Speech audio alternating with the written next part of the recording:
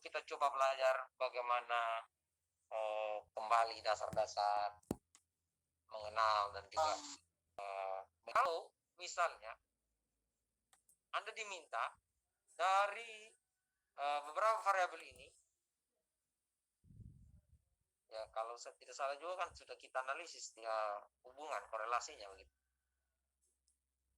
Anda diminta untuk melihat misalnya apakah ada pengaruh ya variabel independen terhadap variabel dependen. Ya saya buka masker saja karena tadi Pak Andre masih mengajar di sebelahnya. Kita berdua di kampus ini.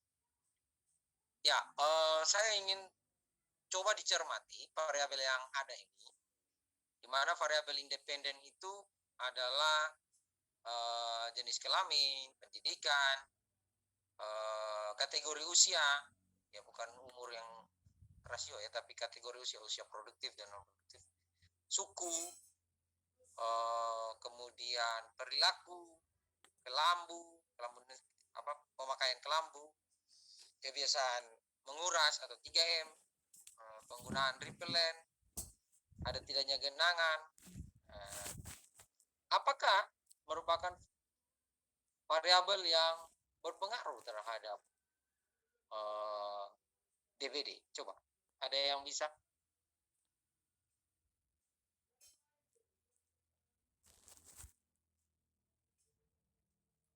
Apa yang harus kita kerjakan begitu? Tidak perlu ragu ya, tidak perlu variabel dependennya itu diagnosa DBD atau tidak ada DBD. Dan saya ingin melihat pengaruh variabel independen terhadap variabel dependen. Dalam konteks kita mempelajari kejadian DBD. Dengan desainnya adalah masih sederhana ini, masih observasional analitik dengan pendekatan cross-seksional. Bagaimana? Langkah pertama adalah, tolong bantu saya bersuara sedikit. Langkah pertama adalah, halo?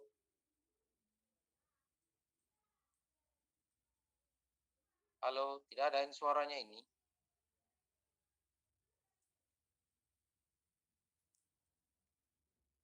Carmila bagaimana? Apa yang saya harus kerjakan, Carmila? Bantu saya dulu, Carmila. Kasih dulu variabel penelitian Anda itu skalanya apa? Ya kan? Itu selalu saya ulang-ulang. Langkah yang pertama, ada identifikasi dulu variabel-variabel Anda ini semua skalanya apa.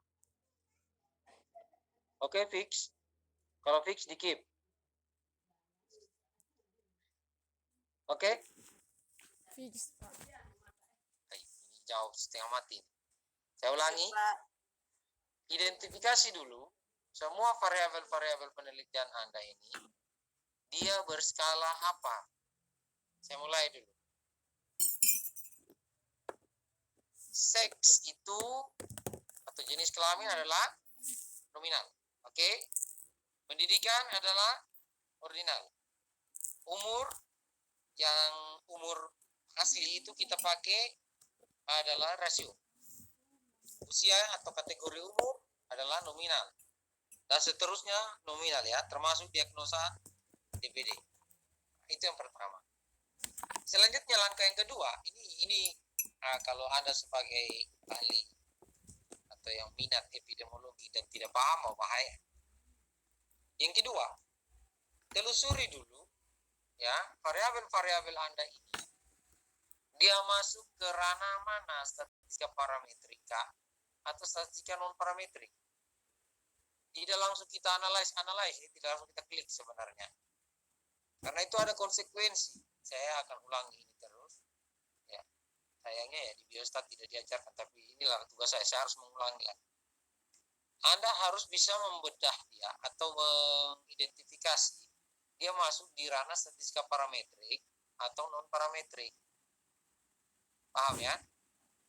Yang pertama data, variabel, statistika parametrik, non parametrik. Sudah? Oke. Ingat, parametrik itu skala skala rasio dan interval saja. Saya ulangi, untuk parametrik yang baru masuk ini dari mana mereka ini? Parametrik kita bermain di skala rasio, dan non parametrik kita bermain di ranah nominal dan ordinal. Bisa diikuti nih? Tolong dulu direspon. Bisa ya? Bisa ya? Semuanya, bukan hanya Carmila. Bisa Pak. Bisa Pak. Ya, saya bersyukur kalau ada yang menjawab. Supaya saya tahu kalian ini tidak tidur. Dan sampai saya Jangan apalagi sekarang ada sejuk. Kalau kota Kupang ada sejuk sekarang. Baik, yang berikut. Setelah Anda tahu dia masuk di skala datanya itu masuk di parametrik dan non parametrik. Yang ketiga yang Anda harus ketahui, tujuan dari analisis. Ya, tujuan dari analisis mengenai bagan-bagannya itu nanti ya saya akan tunjukkan. Ini saya harus ulangi, walaupun ya di mata kuliah lain juga pernah Anda dapatkan, tapi saya harus ulangi. Ya, tujuan dari analisis kita. Saya tidak mau kasih apa lagi, saya singkat saja.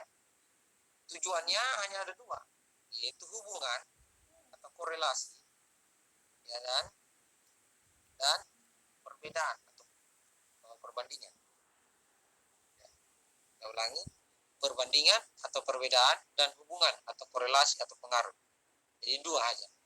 Dalam menganalisis sebuah permasalahan epidemiologi ataupun biostatistika, tujuan dari analisis itu hanya ada dua, melihat perbandingan atau perbedaan dan melihat korelasi atau pengaruh.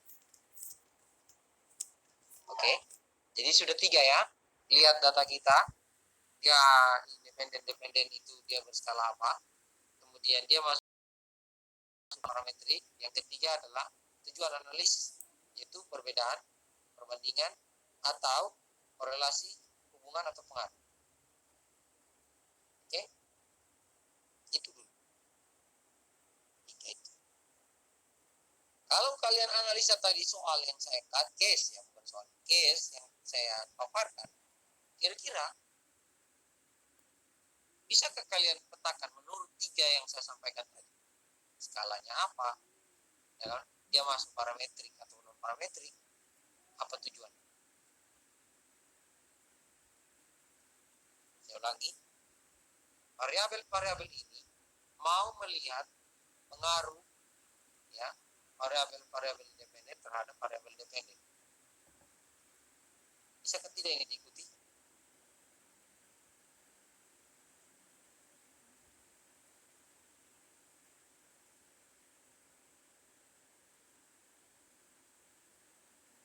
Halo?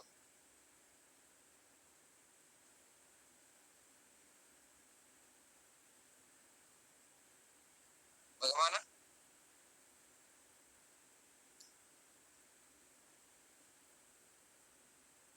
Kasih respon dulu lah, supaya saya juga serius mengajar. Kalau tidak ini bahaya. Saya kira kalau online Anda lebih serius sampai kalian.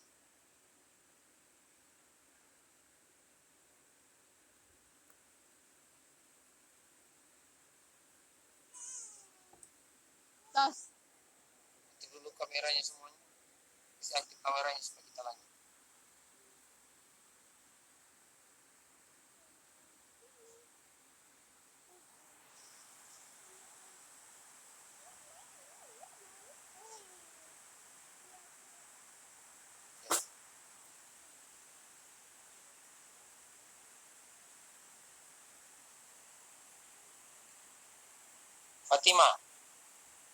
Fatima pakai apa ini? Laptop atau komputer?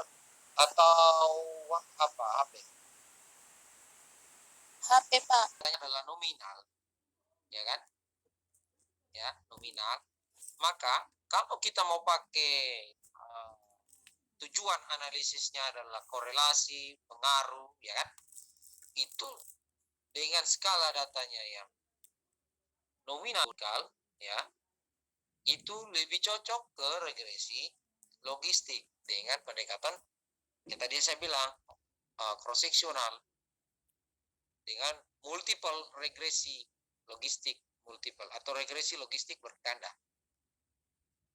Ya, di dalam SPSS itu dia ada di ini analyze, ya kan? Coba diikuti semuanya, analyze, kemudian regresi. Oke. Logistik itu ada di sini. Binary logistik. Binary logistik. Saya ulangi. Analyze, regresi, binary logistik. Nah, akan muncul seperti, maaf saya tanya dulu, di kalian muncul juga kah? Ada dependen, ada kovariat. Muncul, Pak. Muncul, Pak. Baik. Nah, tadi di awal saya minta apa itu dependen, apa variabel apa dependen, variabel dalam kasus ini apa yang dependen, kemudian yang independen apa begitu. Nah, kalau kita perhatikan yang menjadi dependen kita adalah diagnosa awal atau yang disebut tadi adalah kejadian DBD, ya kan? Kemudian jenis kelamin, tingkat pendidikan, klasifikasi usia jangan ya, karena usia itu dia rasio.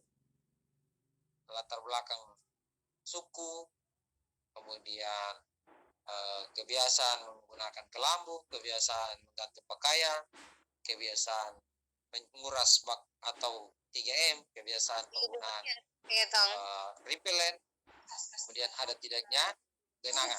Itu pindahkan menjadi terakhir begini lulus Veronica. Halo Veronica.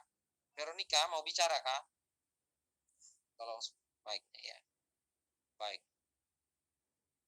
Semua tadi itu kita pindahkan di kovariat. Kovariat itu adalah variabel dalam apa ya, di dalam menu spesies ini dikategorikan sebagai kovariat.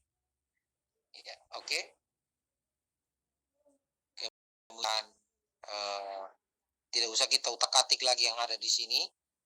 Ya, kita tidak usah utak-atik. Kemudian kita oke. Pakai metodenya ini enter ya. Kita pakai yang sederhana enter. Kemudian oke, mudah-mudahan dia muncul di layar. Kalau tidak saya share screen ulang lagi. Output. Ya. Bisa kayak dilihat ini? Output. Bisa, Pak. Bisa, Pak. Ya.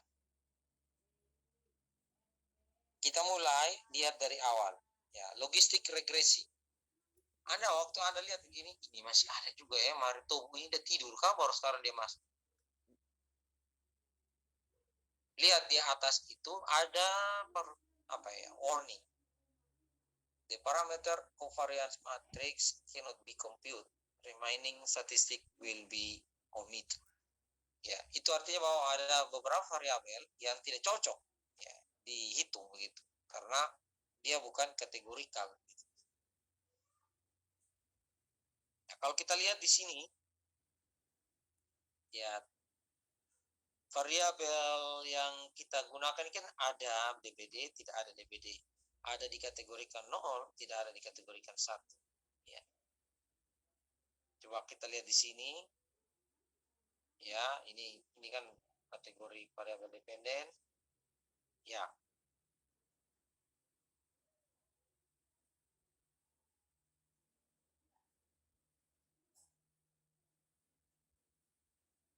Ya.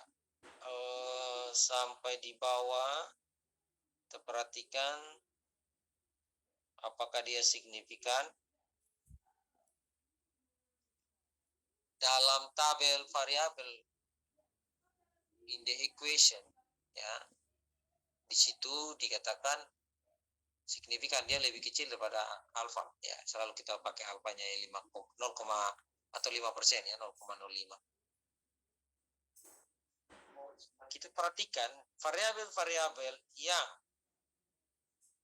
lebih kecil daripada alfa, itulah yang merupakan variabel independen yang ikut berpengaruh terjadinya atau kejadian DBD. Ya. Jenis kelamin tidak signifikan.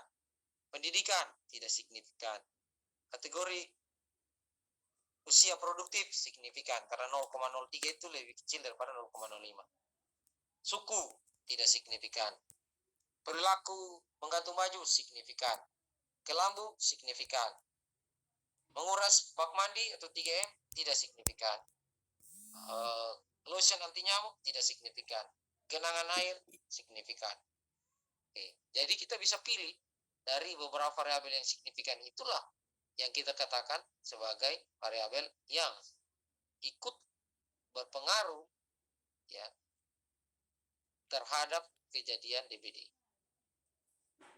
yaitu usia, perilaku, kelambu, dan genangan air. Oke, seperti itu. Kira-kira bisa dipahami ya. Itu regresi. Ya.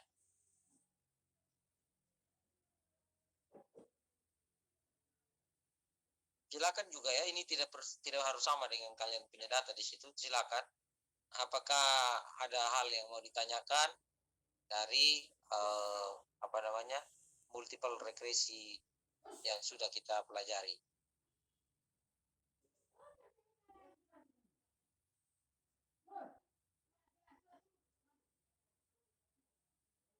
Ya, ada cara kedua juga kita melihat, tetapi ini kan desainnya tadi saya katakan observasional analitik dengan desain cross seksional. Tapi di mungkin minggu berikutnya kita pelajari yang kasus kontrol dan kohort. Itu akan lebih jelas lagi kecenderungan atau perbandingan kecenderungan terjadinya atau kejadian suatu penyakit dengan faktor risiko positif atau faktor risiko negatif. Ya, misalnya berapa peluangnya orang menderita PJK dengan paparan asap rokok misalnya, atau menderita kanker paru dengan kebiasaan merokok misalnya, atau kejadian-kejadian penyakit langka dengan paparan yang ada. Dengan pendekatan kecenderungan odds atau rasio kecenderungan atau odds ratio.